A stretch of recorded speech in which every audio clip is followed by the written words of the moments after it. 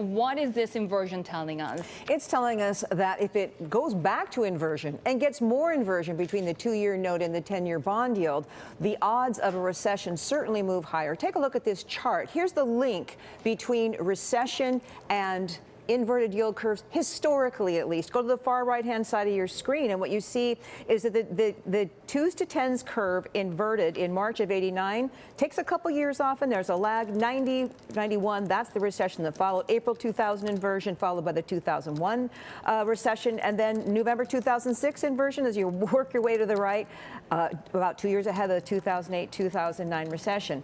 Now, even though there has not been a recession since 1950 that was not preceded by an inverted yield curve, 2s to 10s, there have been instances, if you go back even further in time, where the yield curve inverted and there was not a recession. So obviously there's some hope, particularly if you have a mild inversion or it keeps bouncing around. Why are people so worried? Look at this chart. Because the Fed has signaled aggressive rate hikes. Markets are now pricing in at least 200 basis points of rate hikes this year.